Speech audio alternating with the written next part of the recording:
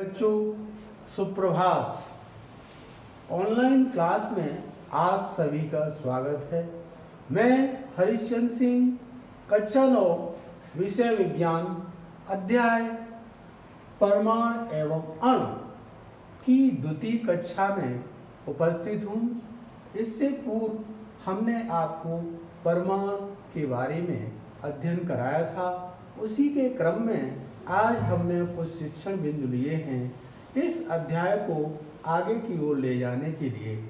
इस शिक्षण बिंदुओं की सहायता से हम इस अध्याय की शुरुआत करेंगे। ये शिक्षण बिंदु निम्न हैं। डाल्टन द्वारा सुझाए गए तत्वों के प्रतीक, जो उन्होंने तत्व दिए उनके प्रतीक चिन्ह क्या है, उनके माध्यम से तत्वों का हम ज्ञान करेंगे।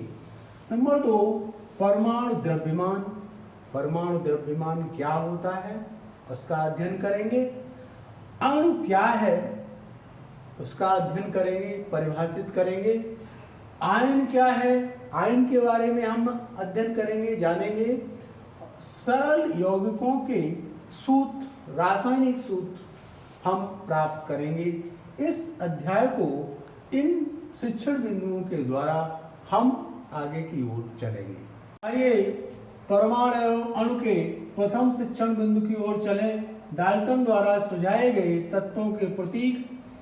डाल्टन ने तत्वों के कुछ प्रतीक दिए, उनसे हमें बहुत जानकारी मिलती है, उससे बहुत ज्ञान मिलता है। क्या दिया डाल्टन ने?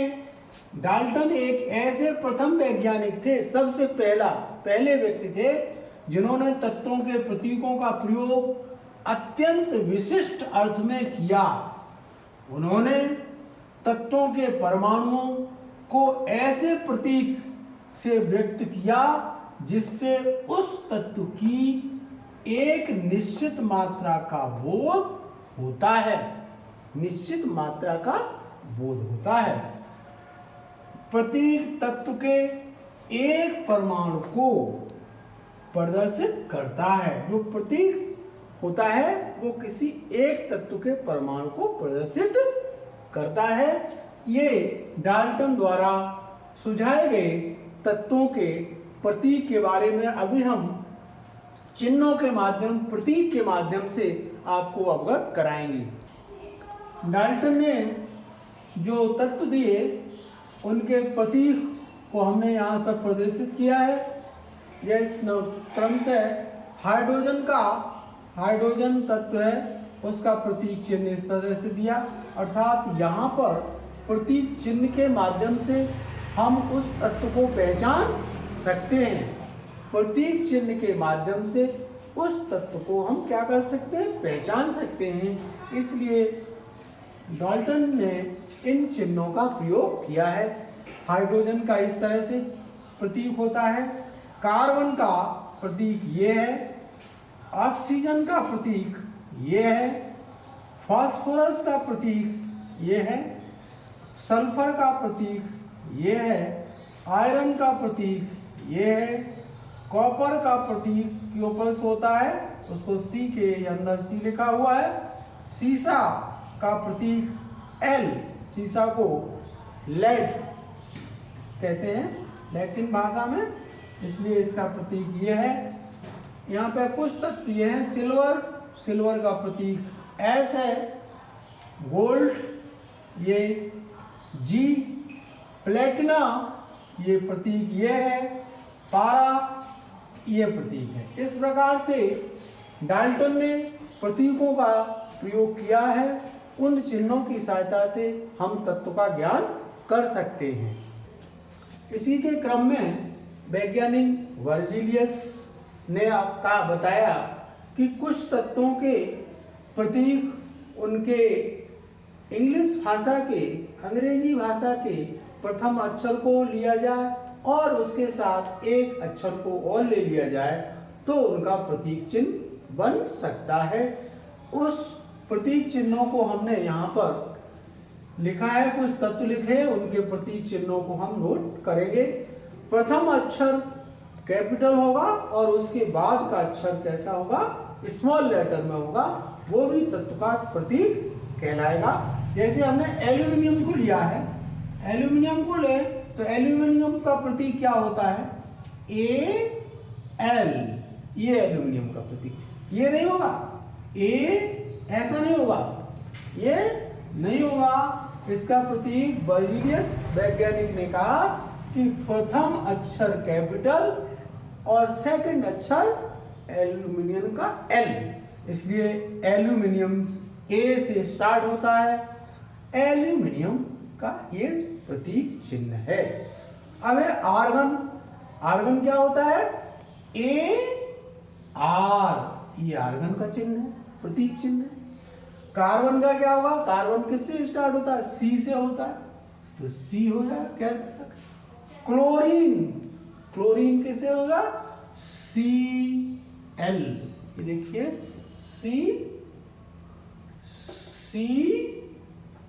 C कैपिटल, L स्मॉल होगा। कोबाल्ट, कोबाल्ट का प्रतीक होगा CO, ये कोबाल्ट का प्रतीक है। कॉपर किससे हुआ? Cu, copper. आयोडीन I से। इस तरह से ये तत्व और इनके ये प्रतीक चिन्ह।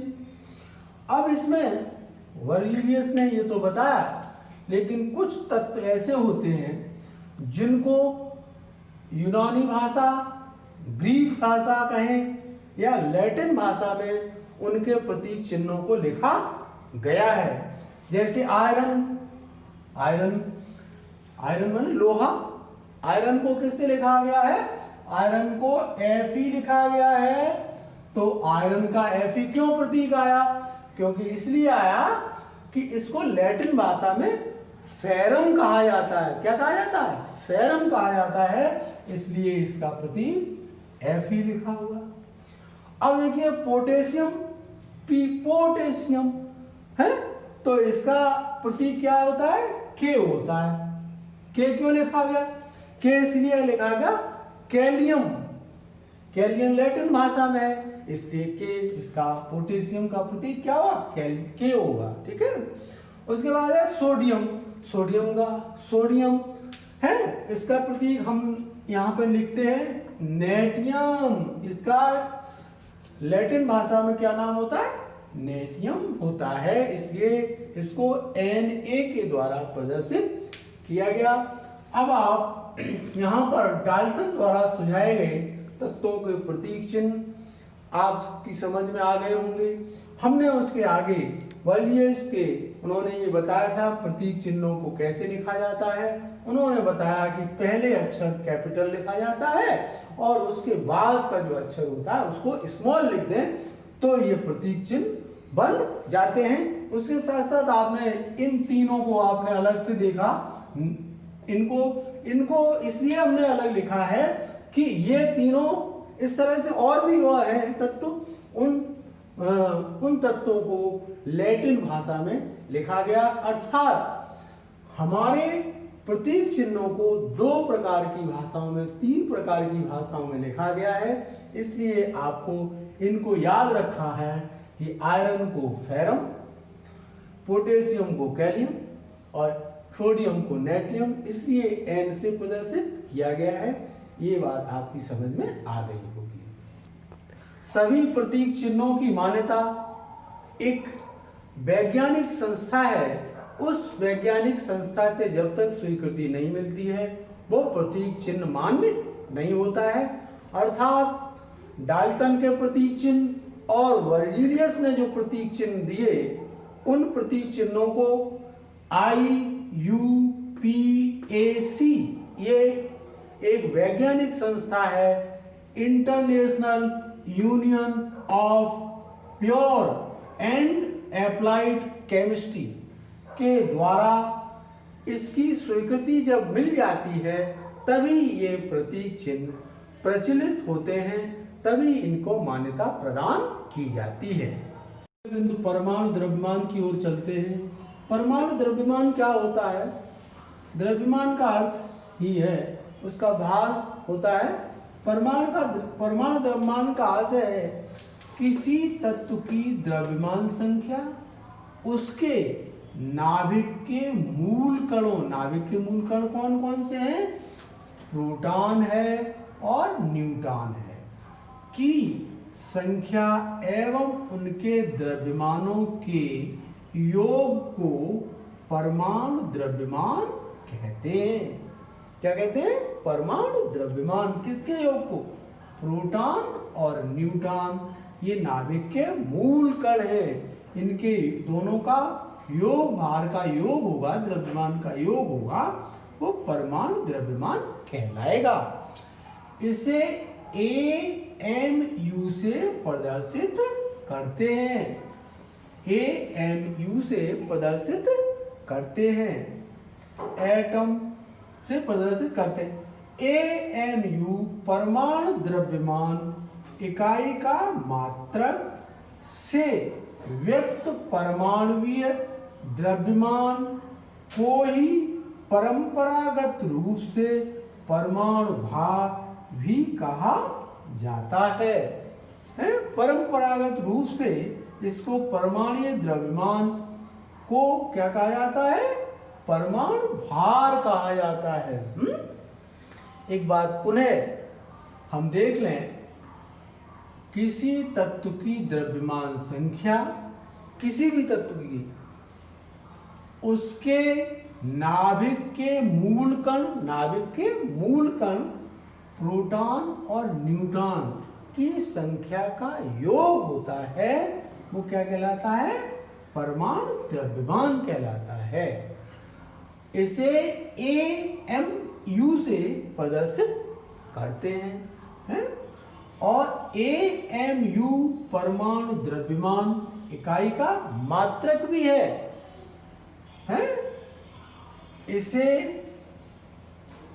व्यक्त परमाणु द्रव्यमान को ही परंपरागत, यानी परंपरागत का अर्थ है पहले से इस परिभाषा को हम पढ़ते आ रहे हैं, वो क्या, इसको क्या कहते हैं? परमाणु भार कहते हैं। अर्थात हम यहाँ पर एक पदार्थ लें जिसका नाम है पोटेशियम। क्या नाम है? पोटेशियम। पोटेशियम लें, पोटेशियम, पोटेशियम, पोटेशियम एक तत्व या पदार्थ को लें, तो पोटेशियम का हमने अभी संकेत बताया था। पोटेशियम का संकेत कितना होता है? क्या? के, कैलियम इसको कहते हैं। इसका परमाणु क्रमांक 19 होता है और इसका परमाणु भाग 39 होता है। पोटेशियम में हम देखें तो ये और ये दो संख्याएं दी हैं, दोनों संख्याओं को हम यहाँ, ये कहलाता है प्रोटॉन। क्या कहलाएगा? प्रोटॉन की संख्या कितनी है? Proton, proton is equal to 19। अब द्रव्यमान संख्या हमें ज्ञात करनी है, पोटेशियम की द्रव्यमान संख्या हमें ज्ञात करनी है। तो पोटेशियम की द्रव्यमान संख्या ज्ञात करने के लिए प्रोटॉन की संख्या 19 है और न्यूट्रॉन की संख्या, न्यूट्रॉन इजिकल टू कितने? 20 होंगे। द्रव्यमान संख्या क्या होगी? द्रव्यमान संख्या इस तरह से होगी, द्रव्यमान संख्या is equal to proton plus neutron,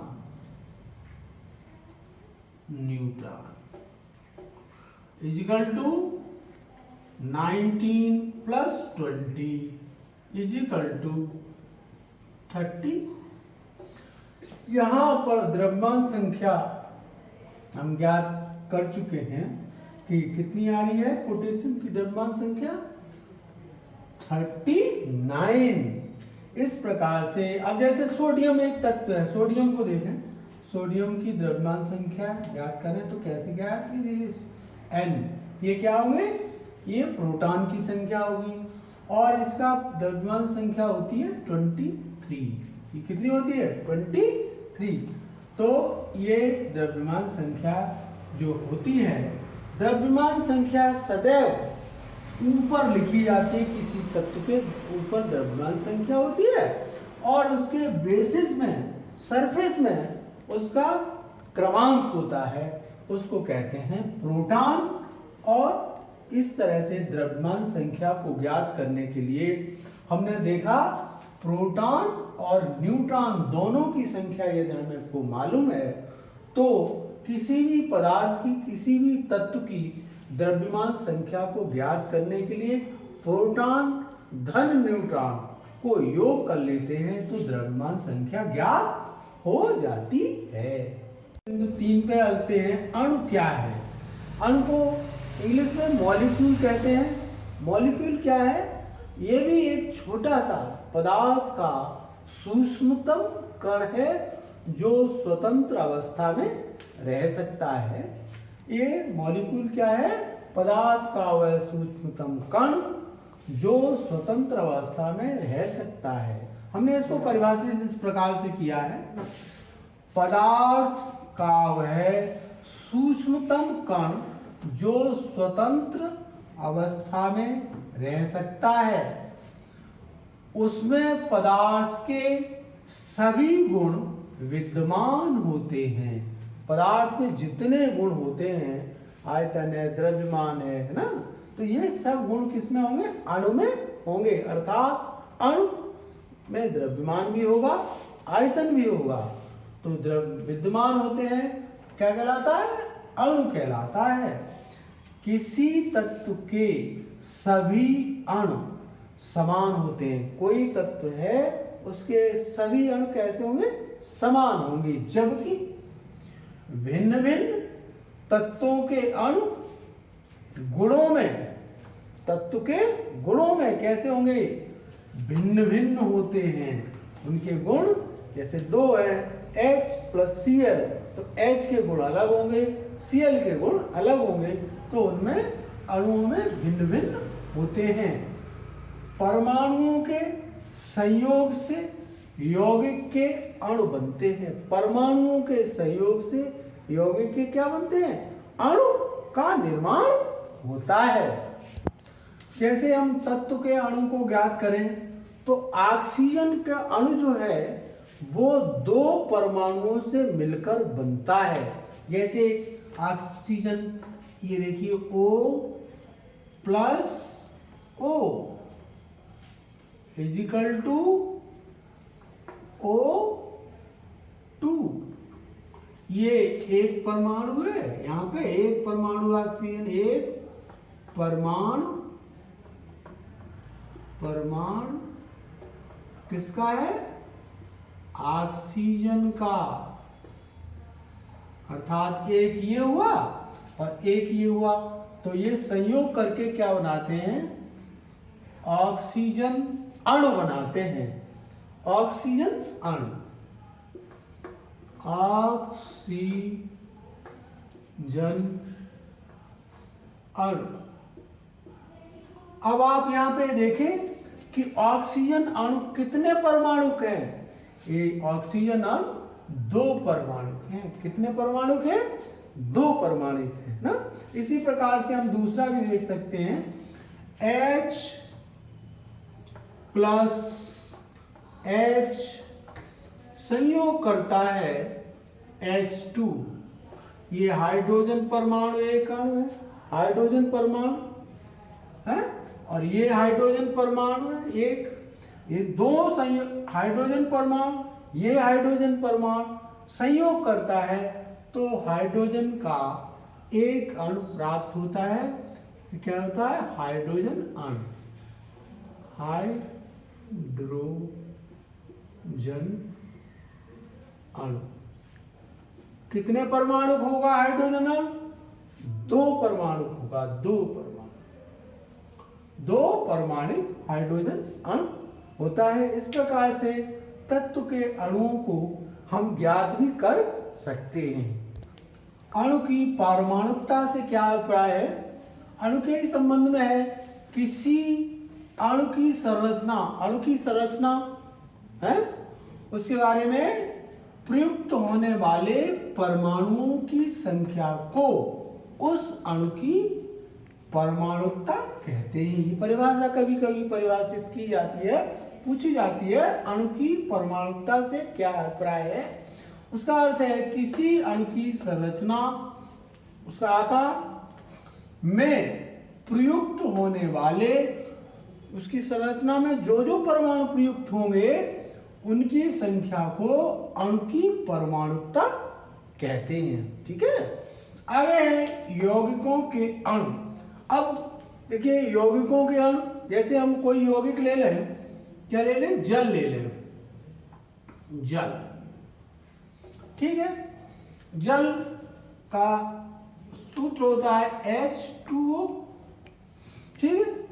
अब इसमें कौन कौन से यौगिक होंगे, यौगिक कौन कौन से होंगे, देखिए यौगिक, इसमें यौगिक होगा, हाइड्रोजन होगा, हाइड्रोजन, ठीक है, ये, और दूसरा यौगिक कौन होगा, ऑक्सीजन, ऑक्सीजन यौगिक होगा। अर्थात हम जल में कितने यौगिक देखते हैं, हाइड्रोजन यौगिक है और ऑक्सीजन यौगिक है? अब इसमें भार में अनुपात क्या होगा, भार में अनुपात, भार अनुपात, भार अनुपात क्या होगा, भार अनुपात होगा 1:8, 1 भाग हाइड्रोजन और क्या 8 भाग ऑक्सीजन होगा। इस प्रकार से यौगिकों के अणु के को हम ज्ञात कर सकते हैं। इस प्रकार से कई पदार्थों के, कई यौगिकों के यौगिक और उनके अणुभारों को ज्ञात किया जा सकता है। इस प्रकार से हमने अणु की परिभाषा आपको बताई। अणु क्या है, अणु सबसे सूक्ष्मतम कण है ना, ये बताया। और अणु की परमाणुकता, यौगिकों के अणु का संगठन और उनका द्रव्यमान अनुपात, ये बताया। इस तरह से यौगिकों के अणु, उनके यौगिक और उनका अनुपात हम ज्ञात कर सकते हैं। शिक्षण बिंदु 4 की ओर बढ़ते हैं। आयन क्या होता है, आयन क्या होता है, किसी परमाणु में इलेक्ट्रॉनों का आना और इलेक्ट्रॉनों का जाना क्या कहलाता है, इलेक्ट्रॉनों का आना और इलेक्ट्रॉनों का जाना। परमाणु कैसा हो जाता है, आवेशित हो जाता है। कैसा हो जाता है, अब यह आवेश दो प्रकार का होगा, एक धनावेश होगा और एक ऋण आवेश होगा। तो परिभाषा किस तरह से देखिए, किसी परमाणु से इलेक्ट्रॉन निकलने या जुड़ने पर परमाणु आवेशित हो जाता है। निकलने से भी और जुड़ने से, दोनों से परमाणु क्या हो जाता है, आवेशित हो जाता है। यह दो प्रकार का होता है। आवेश कितने प्रकार का, दो प्रकार का होता है। नंबर 1 धनावेश, धनावेश, धनावेश आयन को इंग्लिश में कहते हैं कैटाइन। क्या कहते हैं, कैटाइन कहते हैं। आगे चल पढ़ेंगे तो इस चीज की जरूरत पड़ेगी। धन आवेश होने पर आयन कैसे हो जाते हैं, कैटाइन में बदल जाते हैं। और ऋण आयन, ऋण आवेश होने पर उसको कहते हैं एनाइन। ये देखिए हमने लिखा है, धन आवेश को कैटाइन कहते हैं, ऋण आवेश को एनाइन कहते हैं। अब हम उदाहरण के तौर पे देखें कि ये कोई तत्व है जो जिसका नाम हमने लिया है NaCl, NaCl। तो यहां पर Na इस पर धन आयन है, धनात्मक आवेश है। Na पर कैसा आवेश है, धनात्मक आवेश है। इसको कहेंगे कैटाइन। इसको क्या कहेंगे, कैटाइन। सोडियम कैटाइन होता है, सोडियम पर धनात्मक आवेश होता है, इसलिए इसको कैटाइन नाम से पुकारा जाता है। अब है दूसरा Cl प्लस Cl। क्या है? Cl पर देखिए हमने क्या कर दिया है, ऋण आवेश, इस पर ऋण आवेश होता है, इसलिए इसको कहते हैं एनाइन। इस तरह से कई प्रकार से हम इनको लिख सकते हैं, अर्थात सोडियम क्लोराइड जो टूटता है तो धन आयन में टूटता है और ऋण आयन में टूटता है। धन आयन को कैटाइन कहते हैं, ऋण आयन को एनाइन कहते हैं। तो एक बार आयन की परिभाषा को पुनः दोहराता हूं। किसी परमाणु से इलेक्ट्रॉन निकलने या इलेक्ट्रॉन जुड़ने पर परमाणु कैसा हो जाता? आवेशित हो जाता है। यह आवेश दो प्रकार का होता है, धनात्मक आवेश होता है और ऋणात्मक होता है।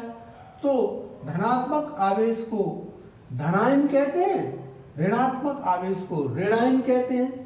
धन आवेश को कैटाइन भी कहते हैं इंग्लिश में, ऋण आवेश को एनाइन भी कहते हैं। इसी प्रकार से हमने एक उदाहरण लिया है NaCl, सोडियम क्लोराइड जो टूटेगा तो सोडियम धन आयन में और क्लोराइड ऋण आयन में, ये कैटाइन है और ये ऋण आयन है। इस प्रकार आयन को समझ सकते हैं आप।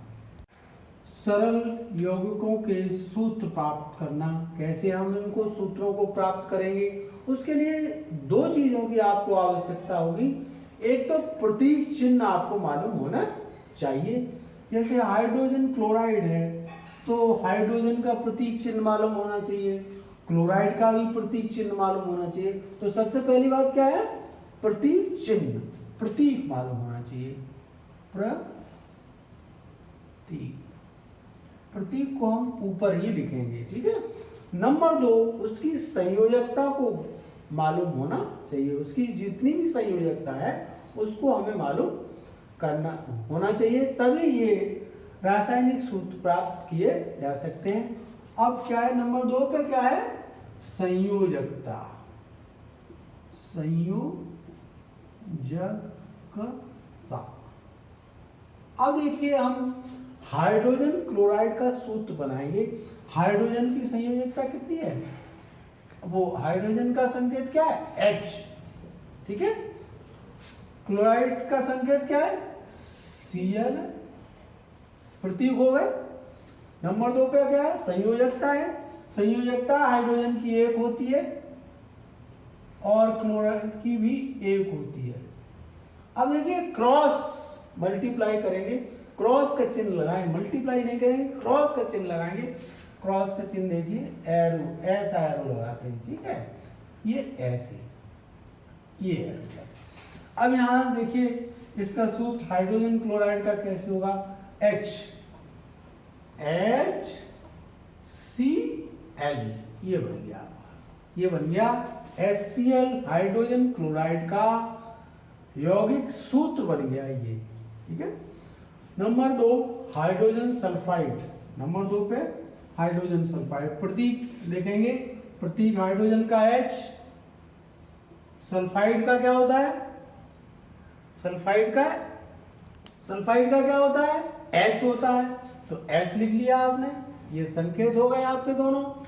संयोजकता नीचे लिखते हैं। संयोजकता हाइड्रोजन की अभी आपने प्राप्त मालूम की थी, ये 1 होती है।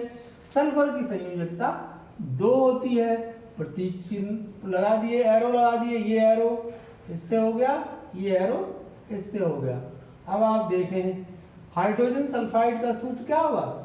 H2S, ये हाइड्रोजन का सल्फाइड का आपने सूत्र प्राप्त कर लिया, ठीक है। अगला है कार्बन टेट्राक्लोराइड। कार्बन संकेत क्या होगा? कार्बन का C, क्लोराइड का संकेत क्या होगा? Cl। कार्बन की संयोजकता कितनी होगी? 4, क्लोराइड की संयोजकता 1। अब क्रॉस लगा दीजिएगा, ये इससे होगा और ये इससे होगा, सूत्र हो जाएगा CCl4। ये सूत्र किसका होगा? कार्बन टेट्राक्लोराइड का सूत्र होगा। कार्बन टेट्राक्लोराइड का सूत्र होगा ये। देखिए सोडियम कार्बोनेट है ना, सोडियम कार्बोनेट का सूत्र है, सोडियम कार्बोनेट का सूत्र, इसका सोडियम का संकेत क्या होता है, Na होता है, ठीक है। कार्बोनेट का संकेत CO3 है। अब इसकी संयोजकता कितनी होती है, इसकी संयोजकता होती है, इसका आवेश हम ले लें, आवेश हम ले लें तो आवेश सोडियम का होता है 1 और इसका होता है -2। हमने देखिए इसको संयोजकता बनाए, आवेश में इसको बदल दिया, तो अब देखिए इसको कैसे लिखते हैं, क्रॉस कर देते हैं, ये देखिए इस तरह से और इसको इस तरह से, ठीक है। अब देखिए सोडियम कार्बोनेट का जो सूत्र होगा वो क्या होगा, Na2CO3। ये देखिए सोडियम कार्बोनेट का सूत्र हमें आवेश के आधार पर हमने प्राप्त कर लिया है। इस तरह सरल यौगिकों के सूत्र हम इस विधि से संयोजकता और उनके प्रतीक मालूम हो तो हम ज्ञात कर सकते हैं। जो आज आपको अध्ययन कराया है उसी के संदर्भ में हमने गृह कार्य भी दिया है। गृह कार्य में हमारा पहला प्रश्न है, परमाणु द्रव्यमान क्या है। हमने आपको अध्ययन कराया है परमाणु द्रव्यमान के बारे में, उसका उत्तर आप लिखेंगे और याद भी करेंगे। अणु क्या है, अणु की परिभाषा को लिखेंगे। आयन किसे कहते हैं, आयन किसे कहते हैं, आयन के बारे में लिखेंगे। निम्न के प्रतीक लिखो, इसमें प्रतीक जो हमने लिखे थे आपको याद होगा, कार्बन का प्रतीक क्या होता है, क्लोरीन का प्रतीक क्या होता है और आयरन का प्रतीक क्या होता है। इन प्रतीकों को लिखेंगे। आशा करता हूं आपने इसको अच्छी तरह से पढ़ा है, तो इन प्रश्नों का उत्तर आप आसानी से लिख लेंगे। और आगे की क्लास के लिए हम आपको स्वाध्याय के लिए कहेंगे, क्योंकि आप कुछ बिंदुओं को स्वाध्याय करके आए। पहला है मोल की संकल्पना और आणविक द्रव्यमान, दो बिंदुओं को आप पढ़ के आएंगे। आणविक द्रव्यमान, मोल की संकल्पना के बारे में पढ़ के आएंगे, जिससे हम कल उन्हीं बिंदुओं पर चर्चा करेंगे। आशा है आप इस काम को अच्छी तरह से क्रियान्वित करेंगे। आज इतना ही, धन्यवाद।